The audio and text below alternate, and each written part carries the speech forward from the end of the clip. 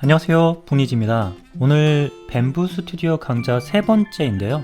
어떻게 지난번 영상을 통해서 한번 출력을 해보셨나요? 지난번까지는 그냥 무지성으로 따라하는 그런 내용이었다면 오늘은 본격적으로 뱀부 스튜디오에 있는 기능들을 하나씩 살펴보도록 하겠습니다. 가장 먼저는 여기에 있는 환경에 좀 친숙해질 필요가 있을 것 같은데요. 그 중에서 프리페어에 있는 빌드 플레이트라고 하는 이 큰 화면에서 놓여있는 메뉴들을 살펴보도록 하겠습니다. 자, 이 메뉴들을 활성화시키기 위해서는 모델링 파일이 하나 이 빌드 플레이트 위에 올라가 있어야 되는데요. 지난 시간에 했던 것을 복습할 겸 모델링을 하나 가져와 보도록 하겠습니다.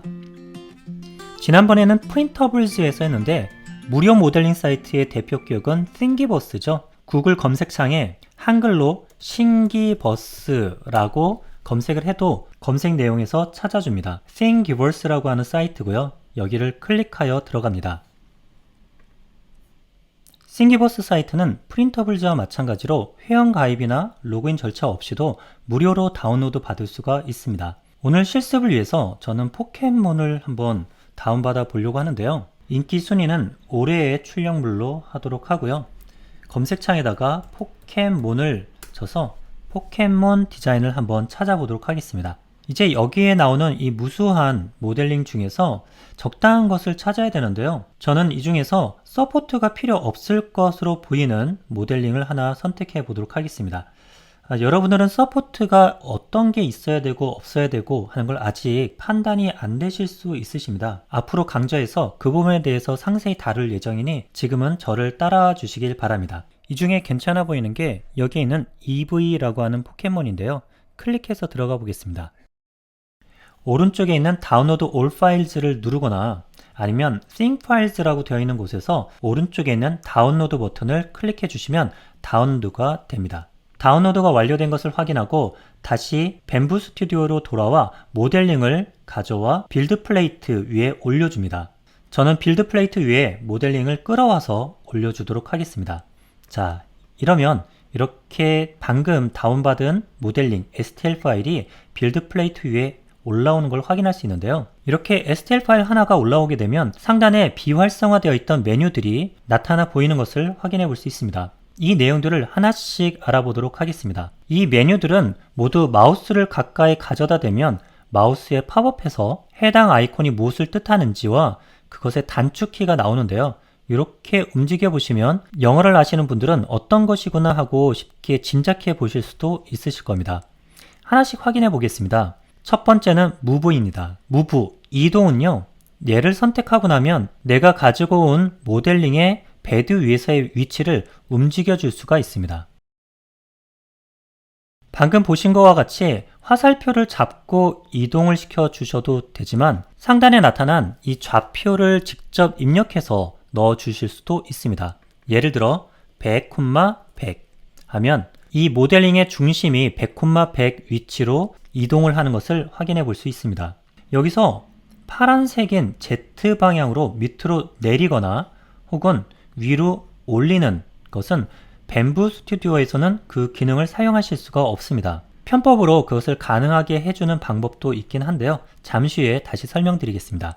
일반적으로 프린팅을 할 때 첫 번째에는 이 위치는 많이 사용되지는 않습니다. 출력물이 여러 개가 있는 경우에 출력 부품이나 모델링 사이의 간격을 조정해주기 위해서 가끔 쓰이긴 하지만 그것보다 그냥 무브를 누르지 않고도 얼마든지 클릭해서 움직여줄 수 있기 때문입니다. 그리고 또 하나는 출력물은 베드 센터에 있을 때 가장 안정적으로 출력이 되기 때문에 굳이 얘를 옆으로 이동시킬 일은 그렇게 많지 않으실 겁니다. 하지만 지금부터 설명드릴 두 번째 로테이션은 상당히 많이 사용되는 기능입니다. 로테이션을 누르게 되면요. 회전 방향의 이런 태그들이 나오게 되는데요. 얘를 잡고 이렇게 돌리면 회전을 하게 됩니다. 물론 피규어 같은 경우도 회전을 많이 쓸 수 있겠지만 기구 파츠나 지그 같은 경우에도 이런 로테이션 기능을 많이 활용해 주게 됩니다. 그 이유는 두 가지 정도가 있는데요. 첫 번째는 띵기버스 같은 곳에서 다운로드 받거나 직접 모델링을 했다고 하더라도 모델링하는 그 방향이 출력을 염두에 둔 방향이 아닐 수가 있습니다. 이를테면 띵기버스에서 다운로드 받았는데 이 모델링이 이렇게 가져와지는 겁니다.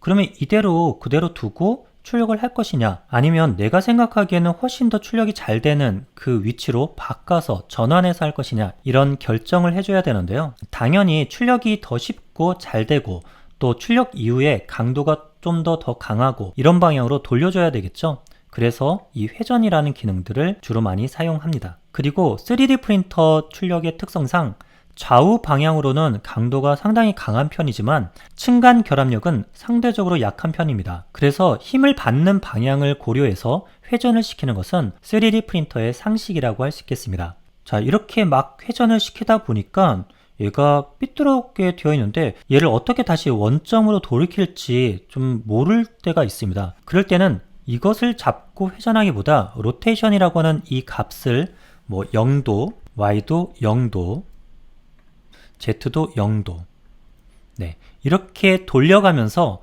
다시 원점을 잡는 방법이 있습니다.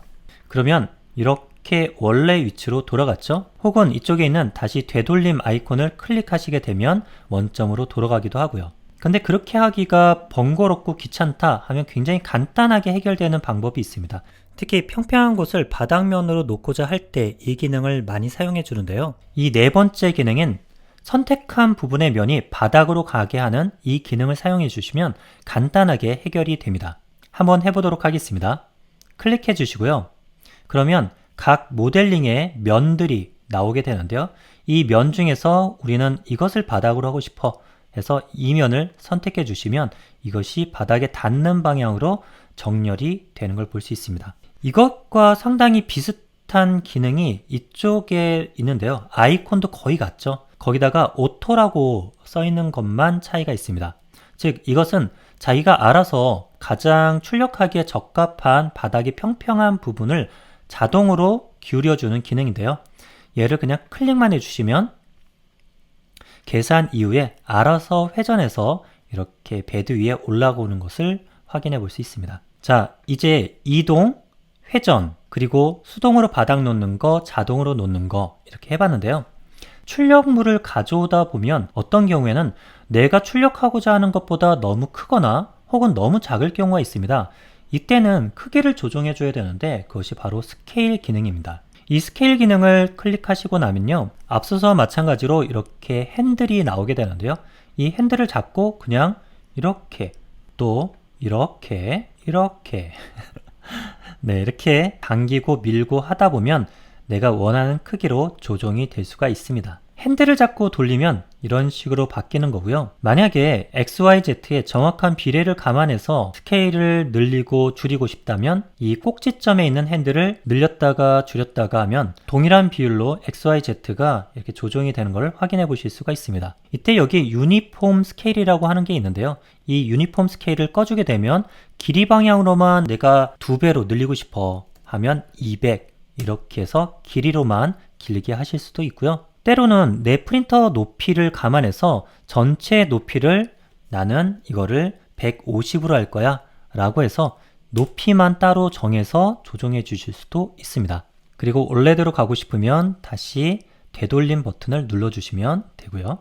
자, 이제 이 5번째 것을 설명을 드려보려고 하는데요. 앞서서 얘를 이동, 무브로 내리더라도 다시 올라오고 내리더라도 다시 올라오고 나는 포켓몬 EV의 얼굴 부분만 출력하고 싶은데 자꾸 이렇게 되니까 출력할 수가 없잖아요. 어떻게 하면 될까요? 바로 이 기능을 사용하시면 되겠습니다. 컷이라고 하는 기능인데요. 이 컷을 클릭하게 되면 이렇게 평면이 하나가 생기는데요. 여기서 노란색을 붙잡아서 이렇게 이동하실 수도 있고요. 오른쪽에 있는 무브먼트로 가셔서 20 혹은 마이너스 30 이렇게 숫자로 이동을 시켜 주실 수도 있습니다. 이렇게 이동된 부분에 Keep Upper Parts 상단 부분을 남겨라, 하단 부분을 남겨라, 그리고 2개로 나눠라 라고 하는 이런 기능들이 있는데요. 상단 부분을 남겨라 라고 하는 것을 놓고 Perform Cut을 클릭해 주게 되면요. 잘라서 위에 것만 이렇게 남습니다. 다시 Keep Lower Parts 라고 해서 Perform Cut를 누르게 되면 아래쪽만 남는 걸 확인해 볼 수 있습니다.